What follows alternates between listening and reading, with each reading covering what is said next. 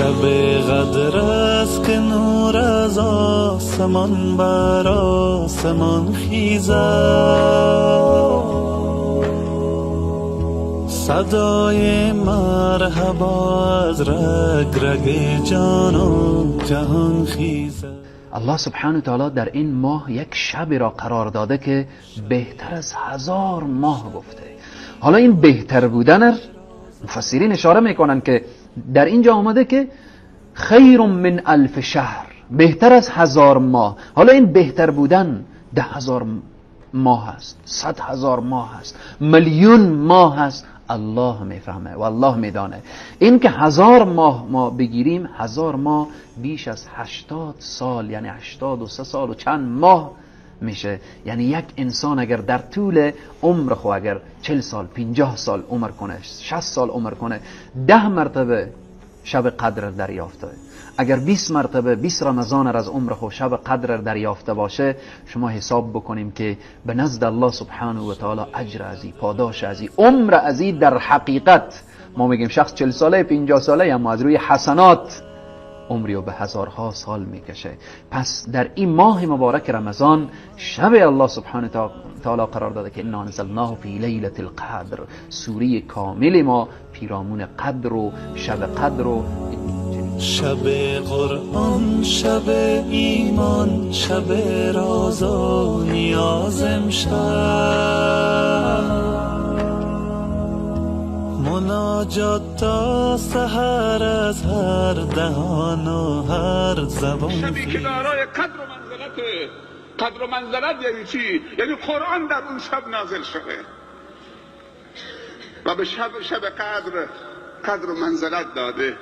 قرآن چند حرفه؟ 350,000 حرفه. پیامبر اسلام صلی الله علیه و سلم فرمودند هر مسلمانی یک حرف از قرآن بخواند 10 تا حسنه دارد. من نمیگویم الف لام میم یک حرف است، بلکه الف یک حرف و لام یک حرف و میم یک حرف. هر کسی 3 حرف بخواند 30 حسنه. 350,000 حرف. یک ختم قرآن می شود 3,500,000 حسنه. یه شبها برای یک مسلمان به اندازه فرصت داده میشه و به اندازه نعمت هست که اگر یک نفر قلم و کاغذ بگیره و تمام عمر خود محاسبه بکنه، باز بیایه این نعمتهای الله را محاسبه بکنه، بالاخره به یک نتیجه بسیار بزرگ میرسه. یک نفر 1 ماه روزه گرفت، در مقابل 1 ماه روزه الله برش 10 ماه را نوشته میکنه. چرا؟ به خاطر که الله میخواد که بنده خدا در جنت ببره، اعمال نیکش رو زیاد بسازه. 2 ماه دیگهش میمانه. شاید یک کسی بوده که من اگر 40-50 سال عبادت بکنم، ده 40-50 سال عبادت من با امتهای قبلی 200 سال، 300 سال، 500 سال، حتی 1000 و 1,500 سال عمر داشته. من چطور میتونم در 50-60 سال خود در روز قیامت باز بخیزم که یک کسی سال شوم که او 1,500 سال عبادت، 1000 سال عبادت. ایناله وقتی که 50 سال محاسبه میکنی در مقابل 1000 سال، باز انسان میگه که والا باز ما والا در روز قیامت بسیار اعمال ما کم است. لکن الله با اساس رحمت خود، ببینید اگر انسان فکر کنه با اساس رحمت خود، گفته که لیلة القدر خیر من 1000 شهر، شب قدر از 1000 ماه بهتر است. وقتی که 1000 ماه را که 1000 را تقسیم 12 بکنی، تقریبا 83 سال و چند ماه میشه. اگر هر کس چه فرصت است برای ما فرصت داده میشه که 1000 ماه 80 سال به تو نوشته میشه، 80 سال نوشته میشه، ولی ما 80 سال چی کردیم؟ قرار خواب هستیم. اگر یک نفر 80 سال عبادت کنه، اگر 50 سال عمر داشته باشید، 50 سال عمرت تو شبهای قدر 80 سال نصیب شدی، 50 را ضرب 80 کنی، از 4000 سال هم کنه، عبادت تو چی میشه؟ زیاد میشه. باز اگر یک نفر از امت نوح علیه السلام بخیزه بگه ما 12 سال عبادت کردیم، ملائکه که در شانه راستوز بازو میگه که صاحب ای 12 سال عبادت نکنه، ای 4,500 ساله. تنزل الملائکه و الروح فیها باذن ربهم من کل امر. جبریل امین میایه، دیگه ملائکه میایه، ولی میبینه که انسان با کله خام خود خو است. تمام بندگان را وعده بخشش در این شب کرد، ندای مغفرت از آسمان بر بندگان خیزد. شب الله متعال در واقع به صورت مشخص که تعیین کننده باشه اینو مشخص نکرده و در هیچ روایت صحیحی ما داریم که شب قدر شب 23 هست، 21 هست یا 27 هست. اما به احتمال زیاد و اون گونه که بیشتر علما و محدثین بر این هستن لیلة القدر در 10 شب آخر ماه مبارک رمضان هست و بیشتر علما نظرشون بر شب 27 ماه مبارک رمضان هست. اما باز هم این یک دلیل قطعی نیست، یک دلیل صریح و واضحی در این زمینه وجود ندارد و خود همین مخفی ماندن شب قدر نشان از رحمت الله متعال است. شما تصور بکنید یک فردی اگر شب قدر رو مثلا در بیابد عبادت بکند، خب 1000 ماه در واقع عبادت کرده. اما اگر کسی بداند که امشب شب قدر هست و با این حال برود مرتکب گناه بشود، خب گناهش مضاعف می شود. در محل پاک و در زمان پاک اگر کسی گناهی را انجام بدهد، این گناه مانند گناهان عادی در واقع نمیشه. مهم این است که شما در شب‌های ماه مبارک رمضان، خصوصا در شب‌های آخر ماه مبارک رمضان، رسول الله صلی الله علیه و سلم وقتی که دهه اخیر می اومد شد المئزره و ایقظ اهله، ایشون کمر را می‌بستند، گرچه رسول الله همیشه کمر بسته بودند، همیشه برای عبادت الله متعال در واقع ایستاده بودند، سر پای و عبادت می‌کردند الله متعال را. اما در این شب بازم اهتمام بیشتری می‌ورزیدند در 10 شب اخیر و حتی خانواده خودشون رو بیدار می‌کردند در شب‌های آخر و خصوصا در شب‌های وتر. و رأی اکثر علما این است که شب 27 ان شاء الله این شانس بیشتری داره. من همیشه امیر مد نظر میگیرم که سبحان الله، الله سبحانه تعالی در شب قدر ملائکه روان میکنه، تنزل الملائکه و الروح، ملائکه میآین همراه روح که جبرائیل علیه السلام هست، در روی زمین تک تک خانه های انسان ها دور میزنن، خصوصا مسلمان ها دور میچرخن.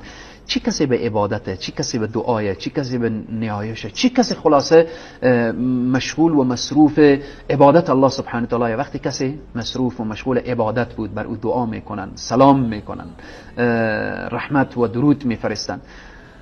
من همیشه به این فکرم که در رمضان از شب اول تا به اخیر انسان به این فکر باشه که در این رمضان شب از شبها سید الملائکه جبرائیل علیه السلام یک شب مهمان من می شود. الله اکبر. من چگونه آمادگی با او داشته باشم، چگونه از او پذیرایی کنم، چگونه بالاخره من پیام برای او بدم که او برای اهل آسمان انتقال بده و او پیام مر برای فرشتگانی که در آسمان به تسبیح و تهلیل پروردگار هستند برسانه که ملائکه بگن که فلان ابن فلان در زمین مصروف عبادت الله سبحانه و تعالی بود. وقتی در این فکر ما رمضان را آغاز کنیم که در این ما یک مهمان عزیزی که جبرائیلی که می آمد به نزد بندگان مقرب الهی، به نزد انبیا، به نزد حضرت موسی و عیسی و نوح و به نزد نبی کریم صلی الله علیه و سلم. یا رب، ما در مدینه میبینیم باب جبرائیل، از این دروازه جبرائیل داخل شده. ما میتونیم در رمضان چنان استقبالی از رمضان داشته باشیم که هر دروازه خانه‌ای که ما در او خانه عبادت میکنیم او بشه باب جبرائیل، قدمگاه جبرائیل و قدمگاه فرشتگان الهی در او خانه. تنزل الملائکه و الروح فیها باذن ربهم من کل امر سلام هی حتی مطلب. شب سلامتی هست، شبیه که الله سبحانه و تعالی در اون شب همه آرامش، سکون، شبیه که یعنی پیک الهی، نماینده الهی، یعنی فرستاده الهی جبرئیل با جمعی از ملائکه میآیند. نگاه نمیکنن که این خانه خانه فقیر هست یا خانه غنی. نگاه نمیکنن این خانه زن به عبادت مصروف هست یا مرد. نگاه نمیکنن این خانه وزیرم به عبادت الله بود، جبرائیل سلام میکنه. کارگر عادی هم به عبادت الله مصروف بود، جبرائیل سلام میکنه. اگر یک بیوه زنی در کنج خانه خود مصروف تسبیح و تهلیل پروردگار بود، جبرائیل میره او سلام میکنه. اگر رئیس جمهورم به عبادت الله بود، جبرائیل میره او سلام میکنه. به خانه تک تک سر میزنن، خوشا به حال کسانی که وقتی جبرائیل و ملائکه میرن او مصروف و مشغول عبادت باشه که دعاگویان و ثناگویان برای او از او خانه برگردن. ملائکه با جبریل امین علیه السلام که رئیس ملائکه هست، اینا کلشان به دربار الهی شهادت میدهند که پروردگارا یک تعداد از بنده های تو اینجا جمع شده بودند، خواب خود ترک کردند و آمدن به خاطر رضایت تو، به خاطر ازی که دست دعا بلند میکنن که الهی ما قبل از رمضان اشتباه کردیم، گناه کردیم، با اساس ضعف و بیچارگی ما پروردگارا، به خاطر ازینه که مغرور هستیم، به خاطر ازی که ناتوان هستیم، بیچاره هستیم، نفس ما، شیطان‌های انسانی و شیطان‌های جنی بالاخره نتانستیم خدا کنترل بکنیم، با گناهی از گناه ها مبتلا شدیم. الهی در تو شب مبارک، در تو ماه مبارک، در تو وقتی که تو رحمت نازل کردی، الهی بالای ما هم رحمت نازل. پروردگارا در تو شب که شب قدر است، پروردگارا تو خود ذات رحمان رحیم هستی، گناه های ما بیچاره ها را هم ببخش. پروردگارا ما توانایی دوزخ نداریم، توانایی آتش نداریم، توانایی عذاب قبر نداریم. الهی پروردگارا در این ما به میلیون ها انسان از عذاب قبر و از عذاب دوزخ نجات پیدا میکنه. پروردگار ما هم به خانه تو آمدیم، الهی ما را هم از عذاب دوزخ، عذاب قبر نجات بده یا رب العالمین.